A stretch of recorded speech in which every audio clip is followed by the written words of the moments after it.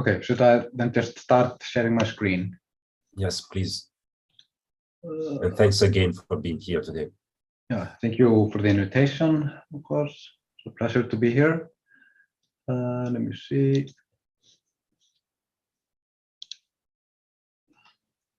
Do you see my screen, or what do you see? Yeah, but it's white, the slide. Yes, okay, that's, let me see. It worked before. We saw when you didn't have a full screen. Yeah, it's, let me see.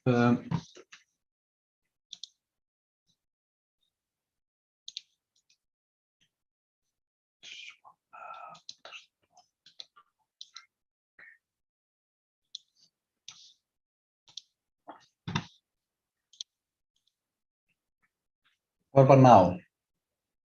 Yeah, now we see the slides. You see the slides. Thank you. Okay. So let me, okay, so yes, so I'm going to talk about variational enhanced sampling, which is a kind of a collective variable enhanced sampling method. But let me start with a brief kind of introduction. You can maybe have seen this all before, of why we need enhanced sampling methods. You're all familiar, should be familiar with this timescale problem in atomistic simulations. Like with classical atomistic simulation using classical force field, you're maybe able to get up to a microsecond timescale, while the experimental timescale and the phenomena that we are interested normally occur on timescales on the order of milliseconds to seconds. So, and if you are interested in phenomena that require chemical reaction and thus ab initio descriptions, the timescales are even more limited. So there's a kind of disparity between the fastest processes and the long-term timescale phenomena that we are interested in. And this conventional molecular simulation suffer from a severe timescale problem. And this is all kind of well known in the field. And this comes from the fact that these physical systems are characterized by many metastable states separated by high free energy barrier. And the average time it takes to overcome a barrier and go from one metastable state to another scales and the exponential of the barrier height divided by the thermal energy. In other words, barrier crossings are irrelevant on the time scale that we can afford if the barrier height is much higher than the thermal energy. Thus, we require some kind of advanced sampling methods needed to overcome barriers and bridge timescales, and to enhance the sampling of the system. There's a wide range of enhanced sampling methods available. And recently, with some other people, I've been working on a review paper where we try to kind of classify enhanced sampling methods according to different schemes. And in this is a review paper that you can find here on the archive. For example, where you have this kind of diagram for classifying methods. The methods that we'll be talking about today are so-called collective variable-based methods, which fall under this case here. And normally, these methods are non-adaptive or use a static bias potential, or they are adaptive and use an adaptive bias potential that is adapted on the fly. These methods start by mapping the problem to a lower dimension. You identify few important coarse-grained variables that describe the problem at hand. In other words, they distinguish the relevant metastable state, and they include all the slow degrees of freedom of the system. And these are so-called collective variables, or reaction coordinates, sometimes called, which are function of the atomistic coordinates. And so, like you have a set of some kind of coordinates that depends directly on the atomistic coordinates. And there's a large number of generally applicable collective variables like distances, dihedral angles, coordination number, contact map, etc. Normally, these collective variables are kind of chosen by using chemical or physical intuition. You kind of look at your system and you try to identify what could be interesting collective variables. Like here, for this kind of folding of this small beta hairpin, kind of one collective variable might be the RMSD with respect to the folding structure as shown here. Okay. Once you have identified these collective variables, you kind of, when you have identified these collective variables, you kind of go from the potential energy surface, which is high dimensional and rugged, to the free energy landscape or surface, which is just the logarithm of the marginal distribution with respect to these collective variables.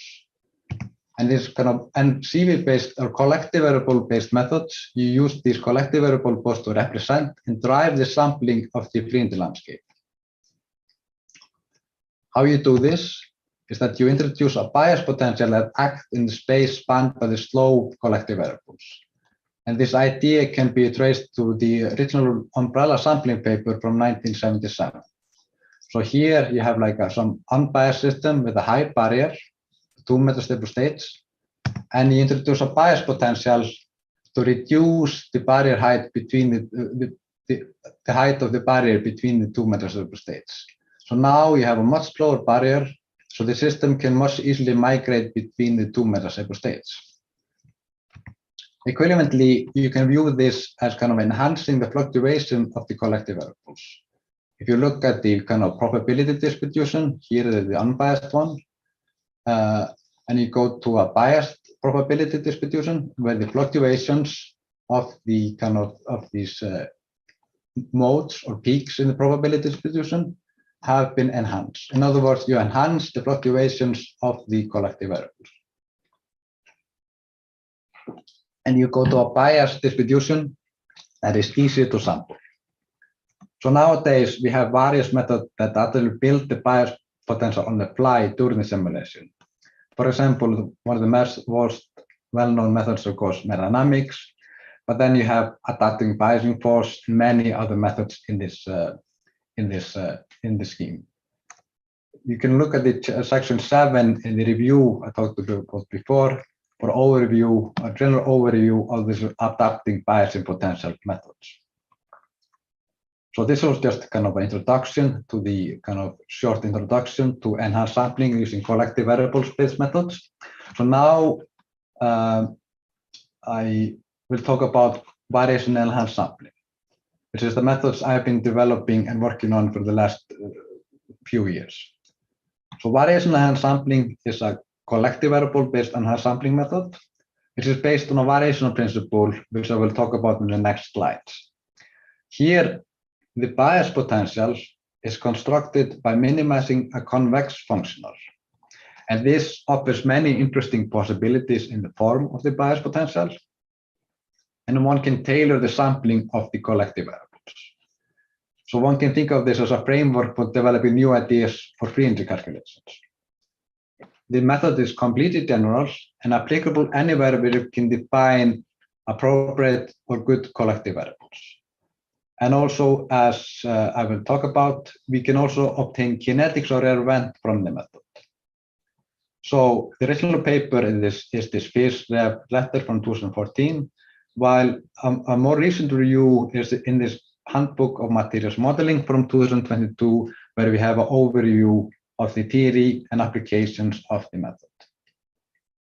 So let's start by considering this so-called variational principle. So this variational principle in sampling is based on this functional omega of external bias potential that acts in some space of slow collective variables. The omega is defined in the following way as here. Here, f of s is just the free energy surface as before, and v of s is just the bias potential acting on the system. And here, in this term here, on the second term, we have this p of s, or p of s. This is so-called predefined probability distribution that we call a target distribution. And we can show that this omega is minimized by this bias potential here. So like if you do a functional minimization of omega, we'll get out that the minimum is given by this bias potential here. So we can see here that the minimum of the bias potential, the bias potential that minimizes omega is directly related to the negative of the free energy surface plus a term that depends on the target distribution, which we normally know. So if we minimize omega and obtain this bias that minimizes it, we can see that we can obtain directly the fringe surface acting underlying fringe surface. And this is a global minimum as this is a convex functional. So the idea is that by minimizing omega, we can obtain the fringe surface and enhance the sampling. And the resulting CV distribution is determined by this target distribution, POS, that we can choose freely. This can be seen by inserting this, this bias potential here into the biased distribution given by this equation here. So this is just like the normal biased CV distribution under the influence of some bias potential in CV space. So this is just the biased CV distribution. So if we insert this bias potential here into the exponential here in both terms, we get out that the distribution that we get out is the target distribution. So we can choose the target distribution as we want, but generally we need to employ a target distribution that where the sampling is easier as compared to the unbiased distribution. But in generally, we can use this target distribution to precisely tune the sampling of phase space, and this brings a lot of flexibility to the method. And this target distribution doesn't really need to be known a priori because we can also iteratively update it on the fly during the simulation. This is discussed in this paper here from the Journal Chemical Theory and Computation 2015, where we showed how we can use also kind of iteratively update the target distribution. To kind of have a more better mathematical understanding of this omega, we can rewrite it in this following way. So basically, we can show that this omega functional is directly related to the Kullback-Leibler divergence or the relative or the cross entropy as defined as shown here. So if you look at this term, which are highlighted in the red, which are the terms that depend on the directly on the bias potential, we can see what is happening when we are minimizing omega. So basically, we can see that we minimize omega. What we're doing is this equivalent to minimizing the Kullback-Leibler divergence or the relative entropy or cross entropy between the target distribution and the bias distribution. So this idea of this kind of, we can see that this is closely related to the cross entropy method and other similar ideas that have been kind of look at minimization of the Kullback-Leibler divergence or the relative entropy. So now this is kind of been kind of theoretical point, and this so far this has been quite abstract, this variational principle. So how can we now turn this into a practical simulation method? So the key thing that we do here is we do a similar thing as we do in quantum mechanics when we look at the variational principle in quantum mechanics. We introduced some kind of functional form for in quantum mechanics, we would introduce some kind of functional form for the wave function and minimize with respect to the parameter of the functional form. Here, we do a very similar thing.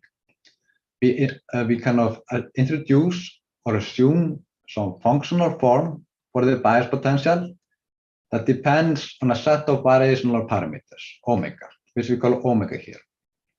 And this is some large set of variational parameters. This could be 10, 100, 1,000 parameters, etc., even 10,000, a large set of parameters. And now we have kind of basically turned this kind of abstract functional minimization to minimization in this space of alpha parameters. So basically, we have this kind of space, we have introduced this alpha parameters. So now we do the minimization in this of this function omega as a function of these variational parameters. So we can view this as like doing the minimization on a surface in this alpha space. And what we can do to do this minimization is that we can easily define the gradient. The gradient is just defined in the following way here. So this is one element of the gradient, like with respect to some given alpha parameter. And if we do the calculation and kind of calculate this partial derivative, we get out that the gradient is given by two terms. The second term is this average over the target distribution given here.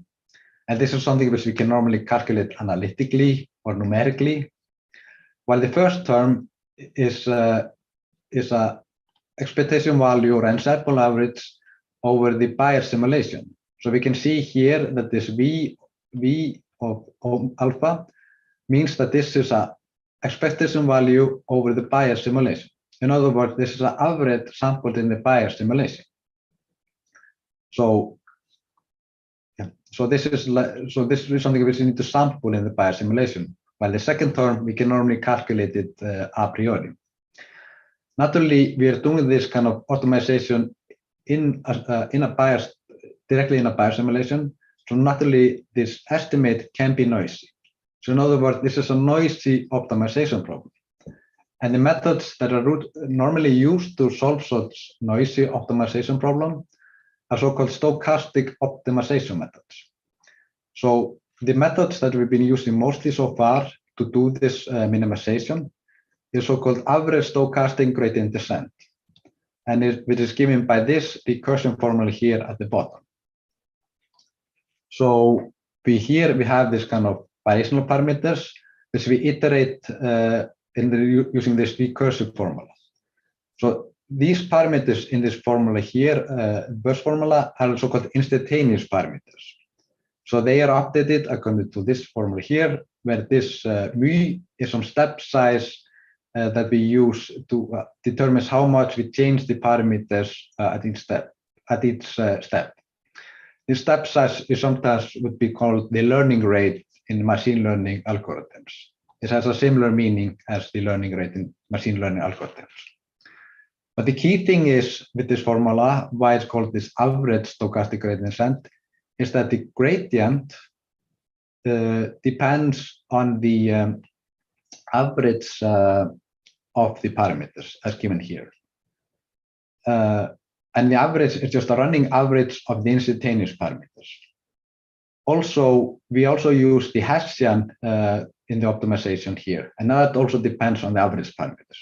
In other words, this means that the bias potential that acts on the system depends on the average parameters alpha bar, and not an instantaneous one. So this gives a much smoother behavior of the bias potential and much smoother conversion of the bias potential. Yeah. And yeah. Okay. So this is one way of doing the optimization. There might be other ways of doing it, and this is something which is we are still looking into. Okay, so now the most general way to represent the bias potential would be to take a linear basis set expansion. For example, this could be plane waves, like for periodic CVs, Lagrange polynomials, which are kind of have been used, for example, for non-periodic CVs, splines, Gaussians, maybe wavelets. And this is kind of the most general because this can represent any general fringe surface, given that you have a good enough basis set that can accurately represent all the features of the fringe surface. So basically you have kind of this linear expansion as shown here. And in this case, we can see that the gradient then simplifies to averages of the bias potential as shown here. So in this case, when you calculate the gradient, we just need to calculate the average of these basis functions, which we can easily do in the simulation. Now, if we are using two or more collective variables, what we do then is that we use a tensor product of one-dimensional bias functions. So it's just like here for two collective variables. So this is just a double sum over two indexes on the two one-dimensional basis functions. And in this way, you can also go to higher dimension using this kind of tensor product. So you can use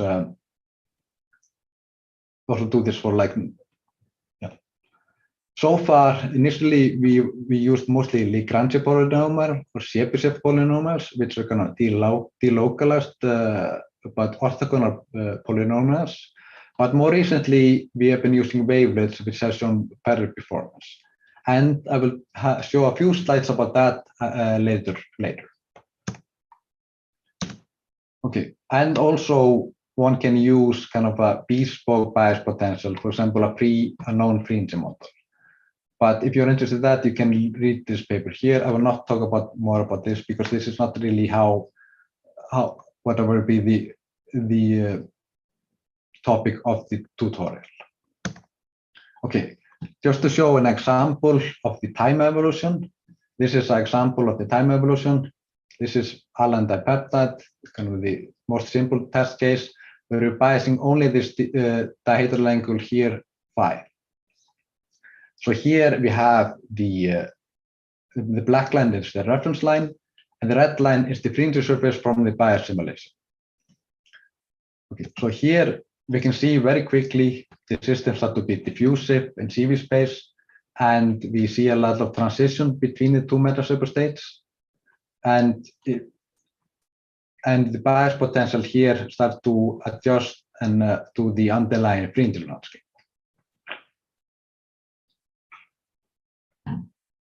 And if you would run the simulation to the end, you would basically obtain like a diffusive behavior in CV space. Here we can also show the behavior of this optimization algorithm that we shown before. So here the solid lines are the average parameters, while the dotted lines, which are more noisy, are the so-called instantaneous parameters. So we can see here that like this average, that these parameters, average parameter converge pretty rapidly, while there's much more fluctuations in these kind of instantaneous parameters. And also say what I was saying before, this instantaneous parameter fluctuate a lot, but averages converge smoothly. So here we can see how this kind of average converges. What I didn't say before, when we were doing this kind of recursion formula or iteration of updating of the bias potential, we normally use very short sampling time for each iteration. Normally we use around 1 picoseconds or order a few picoseconds. So to do each step. And here we can do this because we're using this average stochastic gradient descent. Okay, let's say the target distribution should be easier to sample than the equilibrium distribution. So far, like the most simplest choice would be a uniform target distribution. Like here, you basically say that you want to flatten the sampling completely in CV space. So in this case, you get a completely flat sampling in CV space. However, this is generally not optimal because you end up sampling regions high in free energy that might be kind of unphysical or not relevant. And also, this can also affect the convergence in some cases. So what we found better is to take kind of a cue from well-tempered metadynamics and use a so-called well-tempered target distribution, which is given by this equation here. So basically what we do here is that we enhance the CV fluctuations in a controlled way by using the so-called gamma, which is a so-called bias factor, that tells us how much we enhance the fluctuations. Alternatively, we can think of the well-tempered distribution as sampling on an effective fringe landscape where the barrier has been reduced by a factor of gamma. And this is an example where we show that this can affect the sampling considerably. Here we're looking at this alan and tetrapeptide. We're biasing kind of 3 collective variables. And you can see that with the uniform target distribution, the convergence is quite slow. While with a well-tempered target distribution, the convergence is much better. However, of course, this depends on the equilibrium probability distribution that we don't know a priori, or in other words, it depends on the underlying fringe landscape. However, this can be done in a kind of an iterative scheme, updated iterative scheme, and this can be easily done in practice. Just 2 examples of application of variational sampling. We used it in some various cases, looking, for example, at crystallization of sodium, protein folding of a cingolin, or chemical reactions.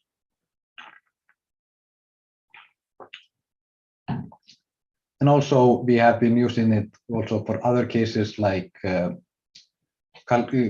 calculation of chemical potential in non-homogeneous liquids. Here we kind of use the target distribution in a clever way.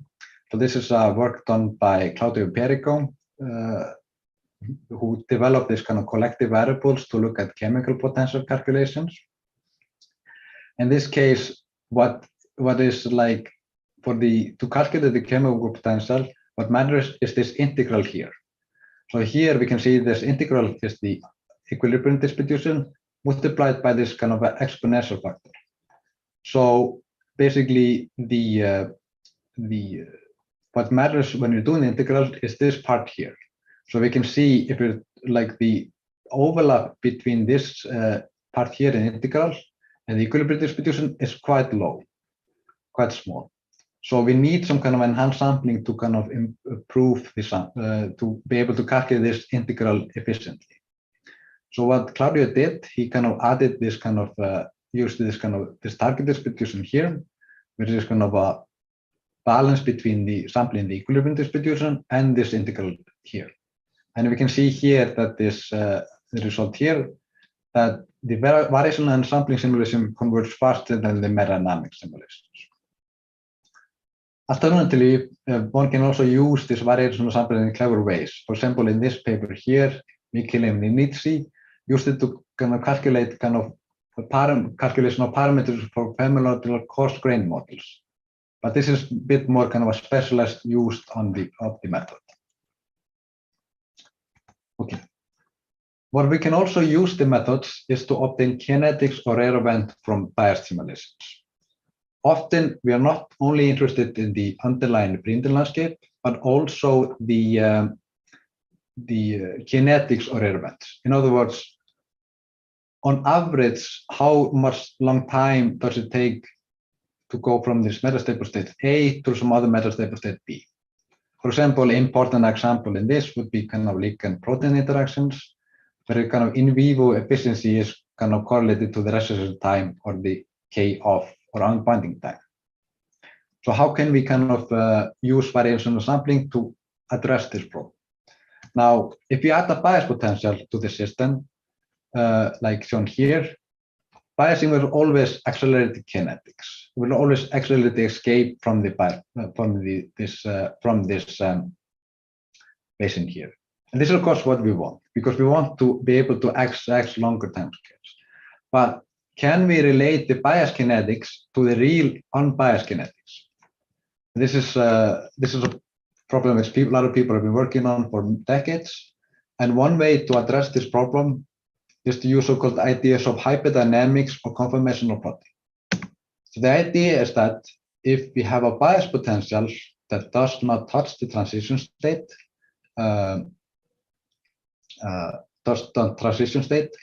we can rescale the time according to this formula here. So basically, we can take so that we can see that the time in the bias simulations is related to the time in unbiased simulation through this equation here. So you can kind of have this exponential time rescaling. And as I say, this is valid if there is no bias on the transition state. One of the first methods that I treat this in kind of collective variable methods is so-called infrequent meta-dynamics by Pratius Tivari and Michele Parinello, where they kind of try to reduce the time, the frequency of the Boston Gaussian to avoid putting bias on the transition state, and has been quite successfully used. So what we did here is kind of a similar idea, is that we want to use variational sampling to construct the bias potential that does not touch the transition state. So we do this by, yes, and I want to maybe add to mention that one can check the validity of the result by using a so-called p-value test to check the how well the empirical distribution from the bias simulation matches the theoretical Poisson distribution. So how can we do this with variational sampling? So the idea that we did there was to introduce a bias potential of this following form here. So we have like a linear bias expansion as before, and multiplied by a switching function where the f of c is some input parameters. What this does, if you optimize this using this bias potential and appropriate target distribution, we get a bias potential that only fills the underlying fringe surface up to some limit f of c.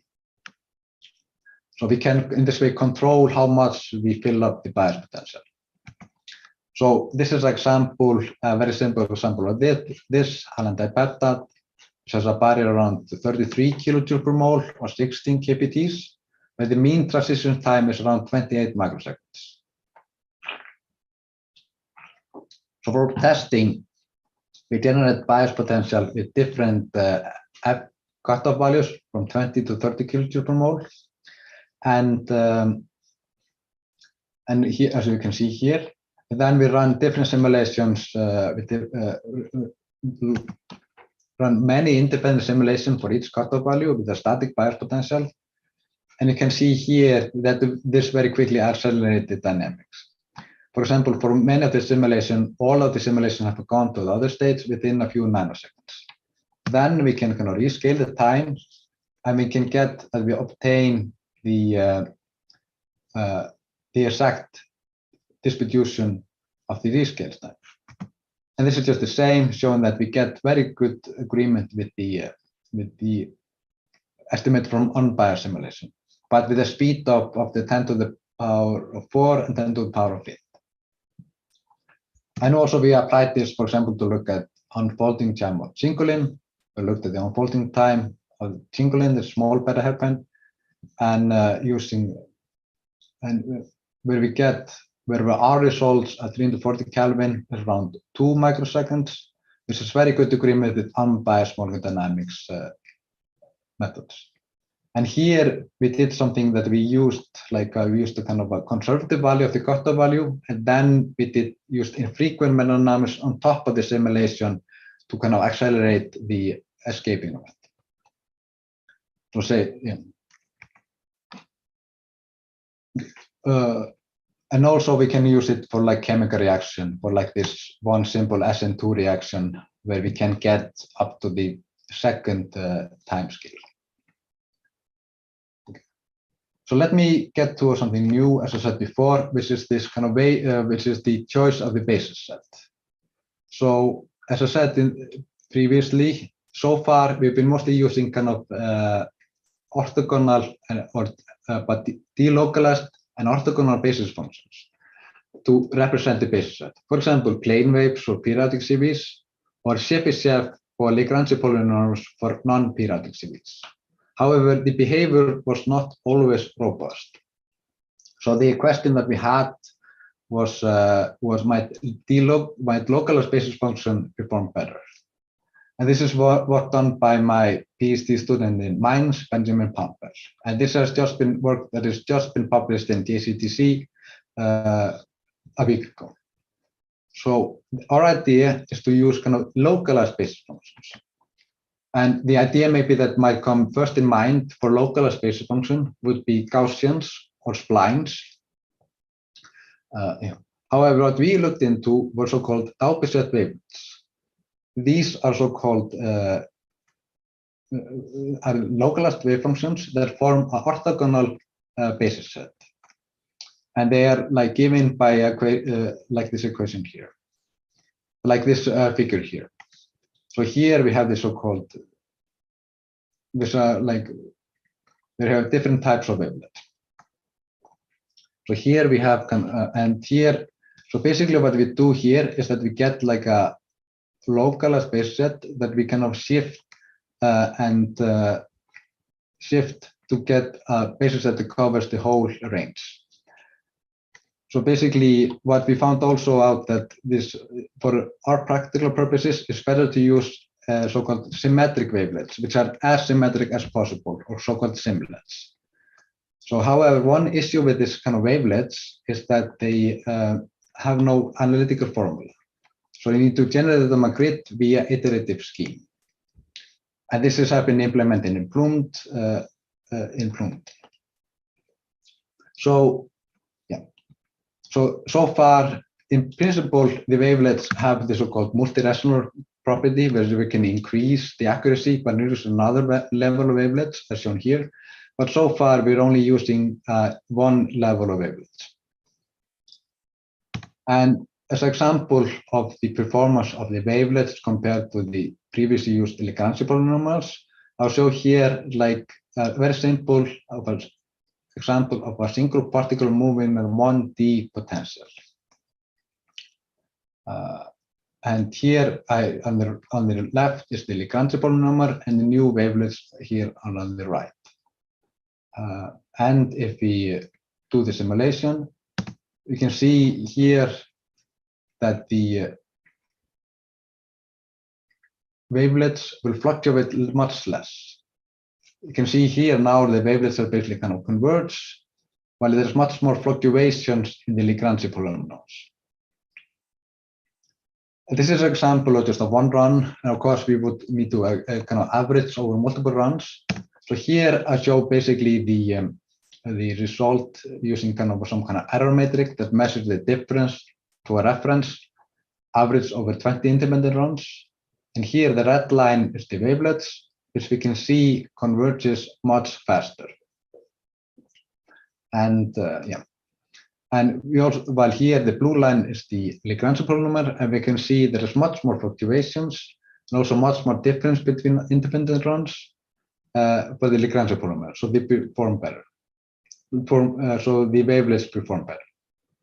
We also tested the other possible localized basis functions, Gaussian and cubic splines, but we found them to perform worse than the wavelets.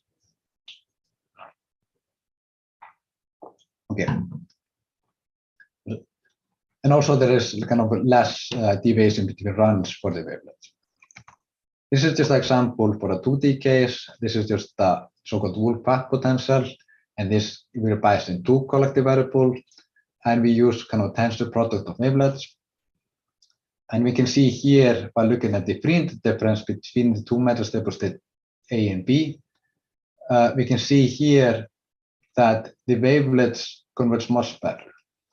Much more robust, they show much more robust convergence behavior, including the difference between runs and also fluctuations within a run, as you can see, and compared to the Lagrange polynomials. But these are so just only kind of model potential. So what about more realistic case? To test that, we looked at the dissociation of calcium carbonate in water. And here we're biasing kind of two collective variables, the distance between the calcium and the carbon atom, and the coordination number of the calcium with the waters, which measure the solvation of the calcium atom. So this is an example of a fringe surface we obtained from this simulation. And you can see that the distance and the solvation of the calcium are quite coupled together. Here we show kind of the projection on the distance, and we can see all of the different methods are kind of decent agreement. To better kind of look at how the behavior of the bias potential as a function of time, we looked at the fringe difference between the associated state and the dissociated state. So this is here on the right, I show this fringe difference. And in general, the wavelets are much more stable. In this case, this is the fringe surface obtained directly from the bias potential. And we can see here that the wavelets are much more stable, both than the Chebyshev polynomials used as basis set before in variational sampling, and also is more stable than well-tempered merodynamics. This can also be shown here in this figure here, which shows the average free entry difference value average over the last nanosecond. We can see that the wavelets have a much less fluctuations, much smaller error bars. For variational sampling, we can not only obtain the fringe surface directly from the bias potential, but we can also obtain it through reweighting. And we did also this here. Here we just ignore just the initial part of the simulation and perform reweighting for the different simulations. And here we can see that the wavelets are also show the least smallest error bars and are quite close to each other. And now the values start to kind of, the average values start to be closer to each other. So this is also could be a factor of the fact that reweighting, we are reweighting kind of time-dependent bias potential. So we have to, so we kind of have to assume the bias potential, but the reweighting assumes the bias potential is stationary. So we kind of assume that so in principle, what we use the fact that the bias potential is quasi-stationary. So the fact that these wavelets perform the best here might indicate this is due to the fact that there's less fluctuations during the run. So overall, we have found this in this kind of most recent study that the wavelets perform the best of this kind of perform better than the Chebyshev or Lagrange polynomials. So we have started now to recommend the usage as basis functions. Okay, so finally, let me just briefly talk about the implementation. As I say, this is of course a PLUMED Masterclass. So the variational sampling is implemented in PLUMED through the so-called VAS module or VAS code.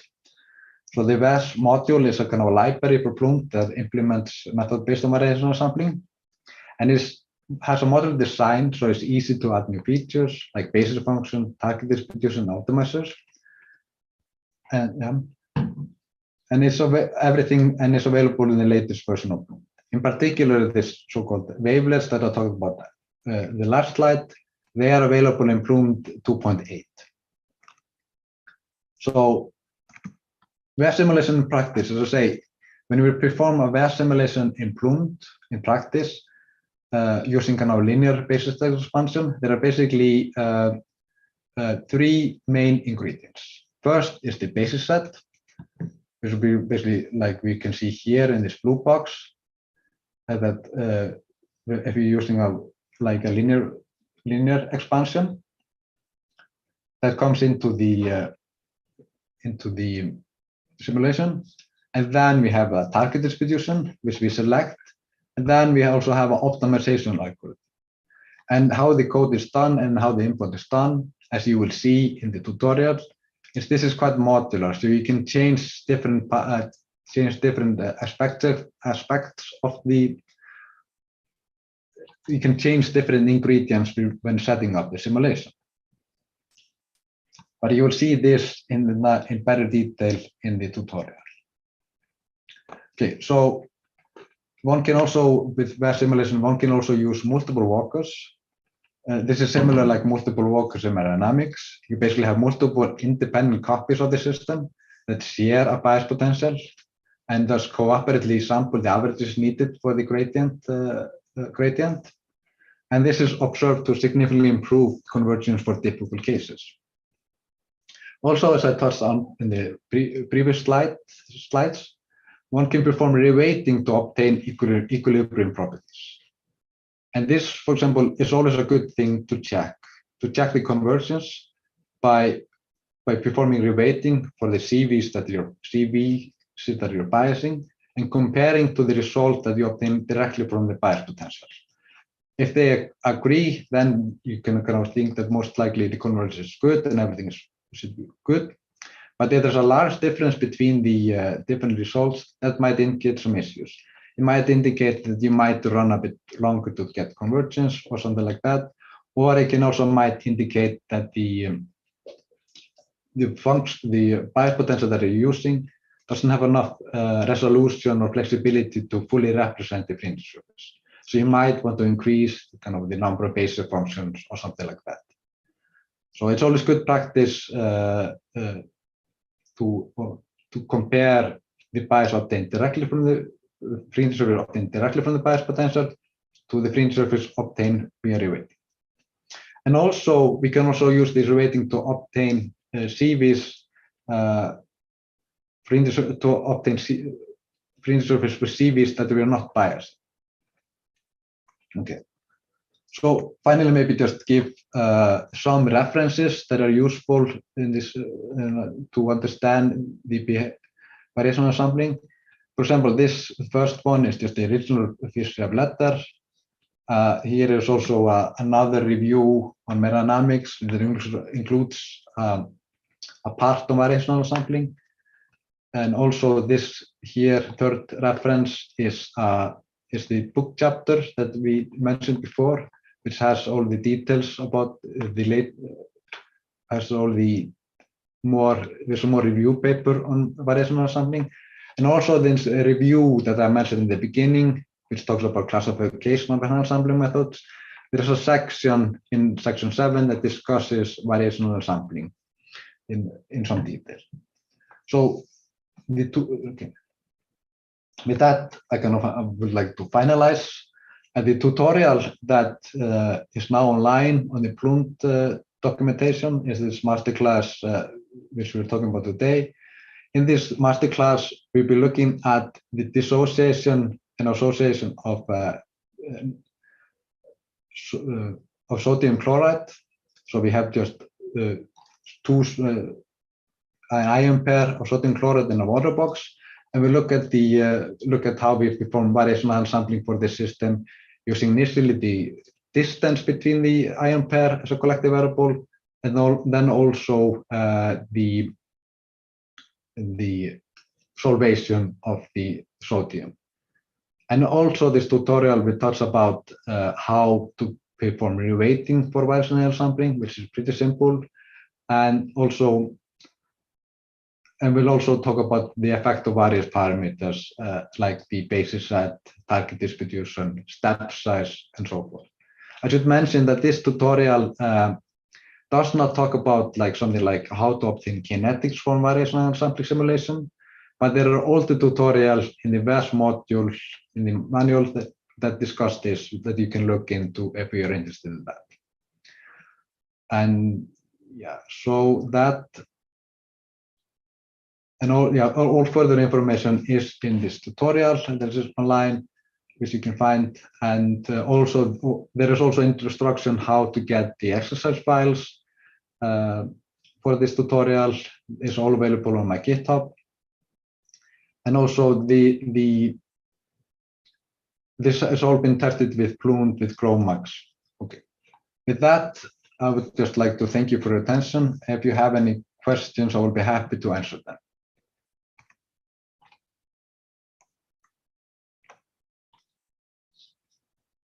And also I should mention that these slides, they will be available, they are also already available in the GitHub, so they're available online. In the same GitHub repository, which has the exercise files. So there, yeah. And you also should mention that if you go to the PLUMED Masterclass webpage, you can find the link to register for the Slack channel, to register to access the Slack channel where you can assist the students who are interested in doing this tutorial, and also that you'll be access to access the tutorial, access the solution tutorial that we will talk about a week from now.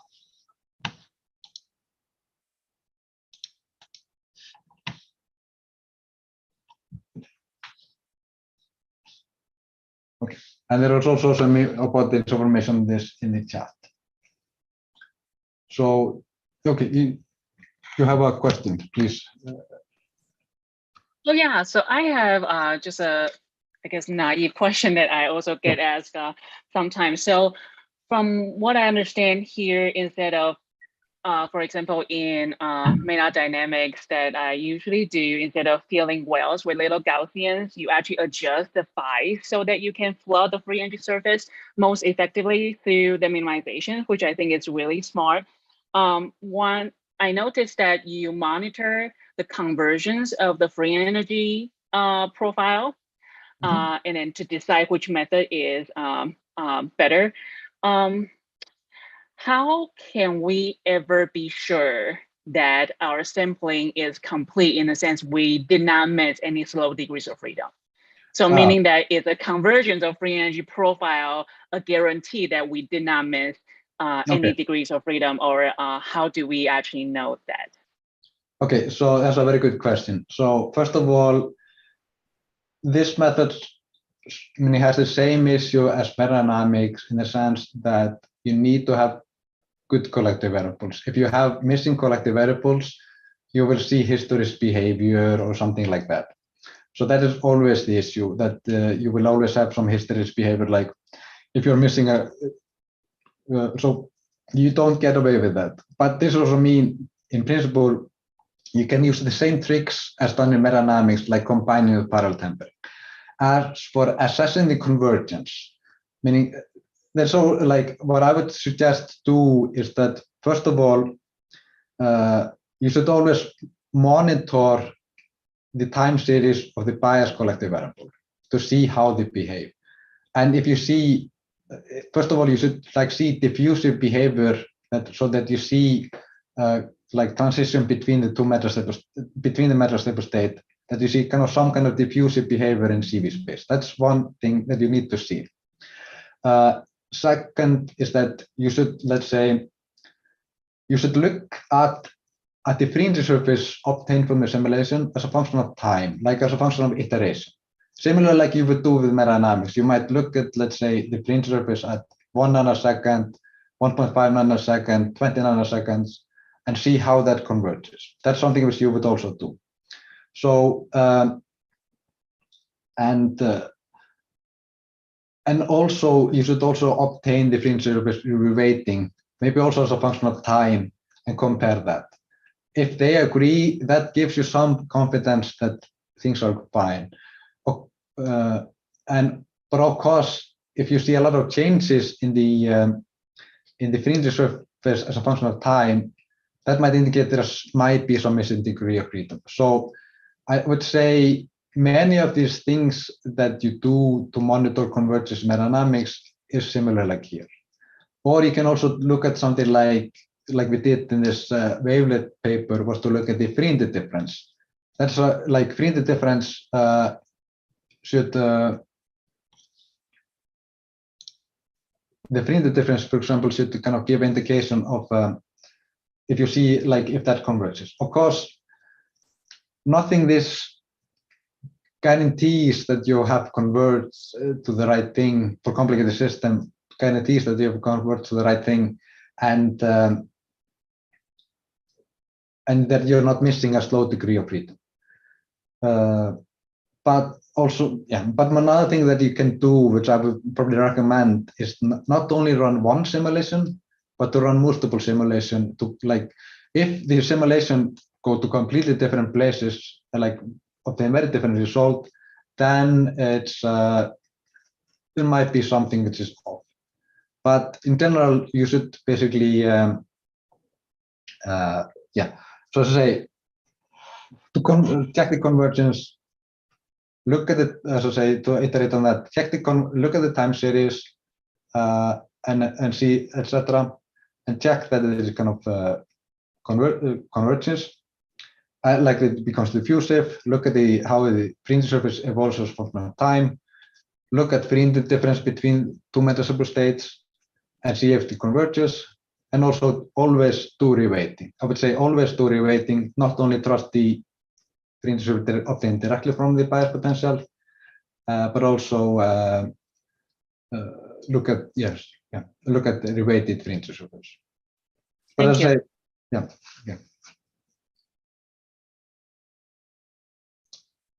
Some further questions.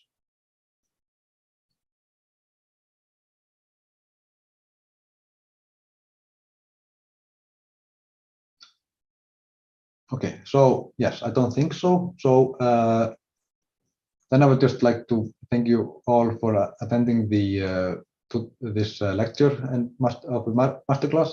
As I say, the tutorial is already online, and you can register for the Slack channel and to attend the next talk.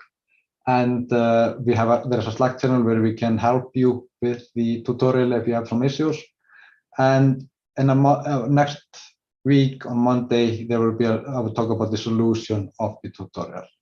With that, I would just like to thank you for attending, and then I will stop the tutorial now. Okay, the meeting now. Okay, thank you. Bye-bye.